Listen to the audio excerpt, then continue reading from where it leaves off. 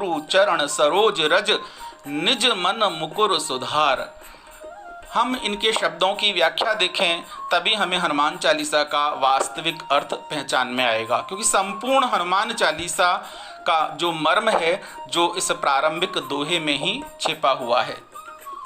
देखिएगा, श्री का अभिप्राय हम आदर सूचक शब्द के रूप में काम में लेते हैं।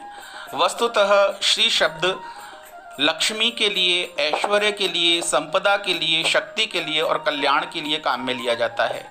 अर्थात जब तुलसीदास जी वंदना करते हुए श्री गुरु चरण सरोज रज लिखते हैं तो मेरा गुरु कैसा है, जिसके पास श्री है, अर्थात संपदा है, लक्ष्मी है, शक्ति है, ऐश्वर्य है, सामर्थ्य है।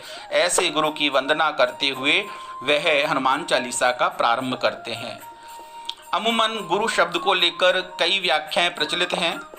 सामान्यतः कई लोग एक शिक्षक को भी गुरु की संज्ञा दे देते हैं, लेकिन शिक्षक से कई ऊंची पदवी रखता है गुरु और सदगुरु, जो कि श्री गुरु के रूप में जाना जाता है। गुरु का अभिप्राय हम केवल एक व्यक्ति के रूप में नहीं ले सकते हैं। गुरु केवल एक व्यक्ति ही नहीं होता, वह संपूर्ण व्यक्तित्व होता है। गुरु एक विचार होता है, गुरु एक परमार्थ का प्रतीक होता है। इसलिए यदि हम देखते हैं हमारी सिख संप्रदाय के अंदर गुरु ग्रंथ साहिब, ग्रंथ को गुरु की पदवी दी गई है। अर्थात गुरु केवल एक व्यक्ति नहीं है, अपितु गुरु एक पद है। और ऐसे गुरु के पद की वंदना करते हैं हनुमान चालीसा के प्रारंभ में। गुरु को शिवमय तत्व माना गया है। और यदि हम अयोध्या कांड की ही बात करते हैं तो अयोध्या कांड के अंदर गुरु की वंदना प्राथमिक तौर पर की गई है और बालकांड में भी गुरु की वंदना की गई है। बालकांड की यदि हम प्रारंभ में देखें तो तीसरे श्लोक के अंदर ही बालकांड में आ जाता है, वंदे बोधमयं नित्यं गुरुं शंकर रूपिणं यमाश्रितो हि वक्रोपि चंद्र सर्वत्र वंद्यते। गुरु कैसा हो, गुरु कैसा है, शिव के समान। शिव कौन है? कल्याणकारी तत्व शिव हैं। अर्थात गुरु अपने सिर पर चंद्रमा को धारण करते हैं। चंद्रमा जिसके अंदर सैकड़ों अवगुण बताए गए हैं, अर्थात जिसमें स्वयं का प्रकाश नहीं है, वह सूर्य के प्रकाश से प्रकाशित होता है। मान्यता है कि चंद्रमा का जन्म खारे समुद्र से हुआ है। चंद्रमा की कोई एक चाल नहीं होती है, प्रतिदिन उसकी कलाओं में परिवर्तन होता रहता है। कहा जाता है कि भादवों की चतुर्थी को यदि हम चंद्रमा के दर्शन कर लें तो हमारे ऊपर कलंक भी लगता है। चंद्रमा के ऊपर कई दाग बताए गए हैं। इसका अभिप्राय ये हुआ कि चंद्रमा को जो उपमा दी गई है वह सैकड़ों प्रकार के कलंकों और आक्षेपों को लेकर दी गई है, अर्थात उसे वक्र माना गया है। और इस श्लोक के अंदर कहा गया है, वंदे बोधमयं नित्यम, मैं वंदना करता हूँ उस बोध युक्त गुरु की प्रतिदिन ही। वंदे बोधमयं नित्यम गुरुं शंकर रूपिणम। गुरु कैसा रूप है? कल्याणकारी तत्व है, शिव के समान है। क्यों? यमाश्रितो ही वक्रोपि चंद्र सर्वत्र वंद्यते। यद्यपि चंद्रमा में हर प्रकार के विकृति है, विकार है, कमियां हैं, लेकिन उस चंद्रमा को भी अपना शिष्य बनाकर पूजनीय बना देता है गुरु और अपने सिर पर धारण करता है। ये हमें स्पष्ट दिखाई देता है गुरु का प्रभाव। और उसी गुरु की वंदना करते हुए रामचरितमानस की इस पंक्ति को हनुमान चालीसा में प्रमुखता से स्थान दिया है गोसाई तुलसीदास जी ने। यदि हम बालकांड का एक सोरठा देखें तो बालकांड के सोरठे में भी गोसाई तुलसीदास जी कहते हैं, बंदौ गुरुपद कंज कृपा सिंधु नर रूप हरि महामोह तम पुंज जासु बचन रवि कर निकर। अर्थात गुरु क्या है? गुरु के चरणों की महिमा क्या है? अर्थात गुरु के जो चरण हैं वो कमल के समान हैं। और साक्षात वो कैसा है? कृपा सिंधु है। गुरु कैसा है? जो नर के रूप में भी हरि है, मनुष्य के रूप में भी हरि के समान है। तभी तो कबीर कह देते हैं, गुरु गोविंद दोऊ खड़े, काके लागू पाए, और बलिहारी गुरु आपकी, जो गोविंद दियो मिलाए। अर्थात जो गुरु का स्थान दिया गया है हनुमान चालीसा में, वह सर्वोच्च दिया गया है। गुरु ईश्वर से मिलन कराने का सबसे महत्वपूर्ण एक योजक कड़ी है, जोड़ने वाली कड़ी है। और रामचरितमानस के अंदर बड़ी खूबी से तुलसीदास जी ने गुरु के पद का बखान करते हुए लिखा है, गुरु पद रज मृदु मंजुल अंजन, नयन अमीय दृग दोष विभंजन। अर्थात गुरु के जो पद हैं, उनके चरणों की जो रज है, उसका यदि हम अंजन बना लें, काजल बना लें, और अपने चर्म चक्षु की अपेक्षा जो प्रज्ञा चक्षु हैं, ज्ञान चक्षु हैं, उनको साफ करें, तो वो अमृत के समान हैं और वो हमारी आँखों के दोषों को नष्ट कर देंगे। ध्यान दीजिएगा, आँख हमें ज्ञान कराती है, लेकिन ज्ञान कई बार दृश्य का विकार युक्त होता है, कई बुराइयों के साथ हमें दृश्यों का ज्ञान होता है।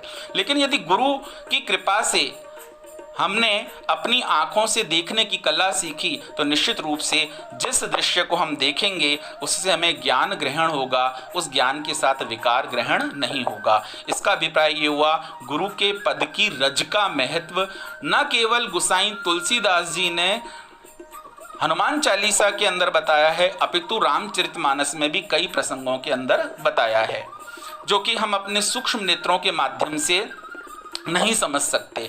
और यदि हम अपने प्रज्ञा चक्षुओं को, ज्ञान चक्षुओं को गुरु के वचन रूपी अंजन से मलते हैं, साफ करते हैं, तो निश्चित रूप से हमारा दृष्टिकोण बदलता है। गुरु की चरण रज हमारे नैनों में अमृत के समान अंजन कर कर क्या करती है कि वह हमारे देखने का नज़रिया बदल देती है, दृष्टिकोण बदल देती है। हम संसार में दुख क्यों पाते हैं? हमारे नज़रिए का दोष है, दृष्टिकोण का दोष है।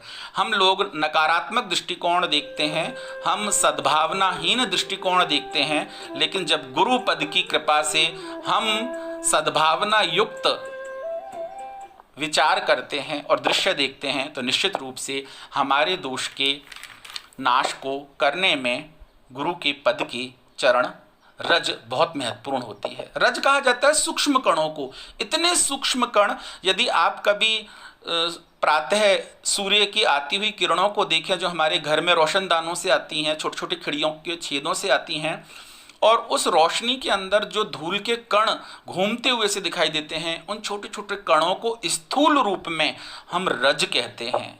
लेकिन सूक्ष्म रूप में या दार्शनिक व्याख्या में गुरु रज उसे कहा जाता है जो गुरु के सद्विचारों से चारों तरफ वातावरण के अंदर उनकी सीख जो सार के रूप में है, सारांश के रूप में है, वो विचरण कर रही है। अर्थात गुरु के सार तत्वों को, गुरु के ज्ञान के सार को यहाँ रज माना गया है।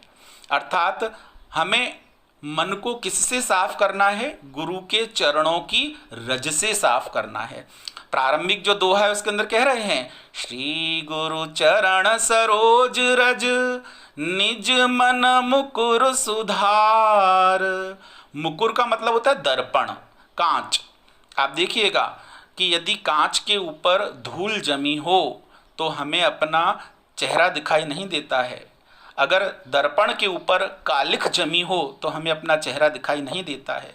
इसी प्रकार हमारी अंतरात्मा के बाहर जो मन का आवरण है, तो हमारी अंतरात्मा मन के आवरण को बाहर करके हमें ज्ञान का प्रकाश नहीं दे पाती। क्यों? क्योंकि मन के ऊपर, हमारे ऊपर विभिन्न इच्छाओं की, विभिन्न कामनाओं की, विभिन्न ईर्ष्याओं की, विभिन्न पारस्परिक तुलनाओं की जो मलिनता, मल लगा हुआ है, और उसके कारण हमें स्वयं के आत्मिक ज्ञान का प्रकाश प्राप्त नहीं हो पाता है। गोसाई तुलसीदास जी कहते हैं कि अपने मन रूपी दर्पण पर जमी हुई इन वासनाओं की कालिख को साफ करने के लिए, मलिनता को साफ करने के लिए यदि कोई तत्व है तो वो गुरु के चरणों की रज है। गुरु चरण धूली है, और गुरु के चरणों की रज, जैसा कि मैंने अभी स्पष्ट किया, क्या होगी?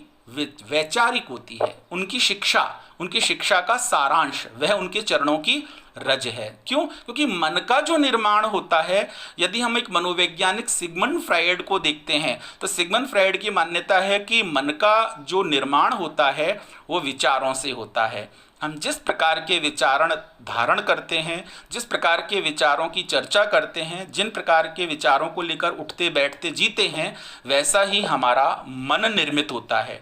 और जिस प्रकार का मन निर्मित होता है, निश्चित रूप से उसी प्रकार की हमारी क्रियाएं और कर्म निर्मित होता है। और जिस प्रकार की क्रियाएं और कर्म निर्मित होता है, वैसा ही हमें फल मिलता है। और फिर हम कहते हैं हमें अच्छा फल नहीं मिलता है।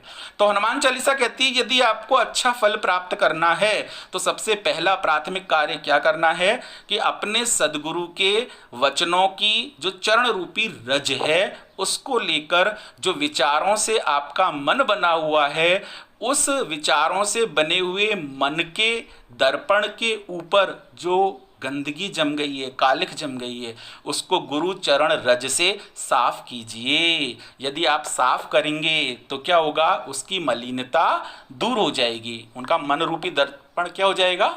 साफ हो जाएगा। इसलिए गुरु के चरण को उपमा भी किसकी दी गई है? उपमा भी दी गई है कमल के फूल में, सरोज रज। कमल के फूल की विशेषता क्या होती है कि वो पानी में तो रहता है, लेकिन ना तो वो पानी में डूबता है और ना गीला होता है। इसी प्रकार से जो गुरु, जो सदगुरु है, श्री गुरु है, वास्तविक गुरु है, वह संसार में तो रहता है लेकिन संसार में लिप्त नहीं होता, डूबता नहीं है, उसमें आसक्त नहीं होता, वह संसार में होते हुए भी उसका भोगता नहीं होता है। ऐसे सदगुरु के विचारों की जो सदरज है, उसको लेकर हमें अपने मन रूपी दर्पण को साफ करना चाहिए। अब आप पूछेंगे कि यदि हम मन रूपी दर्पण को साफ करते हैं तो क्या होगा?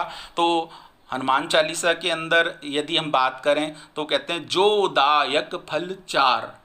लेकिन उससे पहले यदि हम सुंदरकांड की बात करें तो सुंदरकांड के अंदर भगवान राम साक्षात कहते हैं, निर्मल मन जन सो मोहि पावा, मोहि कपट छल छेद्र न भावा। अर्थात यदि मन निर्मल होगा तो ही ईश्वर आपको दिखाई देगा, तो ही ईश्वर आपको समझ में आएगा, तभी ईश्वर आपसे प्रेम करेगा और आप ईश्वर से प्रेम कर सकते हैं। क्यों? क्योंकि साक्षात ईश्वर स्वयं कहता है, मोहि कपट छल छेद्र न भावा, निर्मल मन जन सो मोहि पावा। तो उत्तर कहाँ दिए गए? हनुमान चालीसा के अंदर, श्री गुरु चरण सरोज रज निज मन मुकुर सुधार, बरनऊ रघुबर बिमल जसु जो दायक फल चार। अर्थात वो क्या करेगा कि आपको समर्थ बनाएगा भगवान राम के गुणों को पहचानने के अंदर, समझने के अंदर। और यदि आप भगवान राम के सद्गुणों को समझते हैं तभी उनको गुणगान कर सकते हैं, और गुणगान कर सकते हैं तभी कोई एकाध गुण आपके आचरण के अंदर आ सकता है। और जब आपके आचरण में आएगा और आप गुणगान करेंगे तो क्या होगा? जो दायक फल चार, वो चार प्रकार के फल देगी। और चार प्रकार के फल क्या हैं? चार पुरुषार्थ हैं, अर्थ, धर्म, काम, मोक्ष। अर्थात जो अर्थ, रुपया, पैसा, संपदा आदि, धर्म जिसको हम धारण करते हैं, काम जिससे जीवन और संतान उत्पत्ति होती है, और मोक्ष जो संसार में रहते हुए भी हमें संसार की अज्ञानताओं से मुक्त कर देता है और हमें आत्म स्वरूप का दर्शन कराता है। यह सभी फल हमें किससे मिलेंगे? श्री गुरु चरण सरोज रज निज मन मुकुर सुधार, बरनऊ रघुबर बिमल जसु जो दायक फल चार। तो क्या होगा?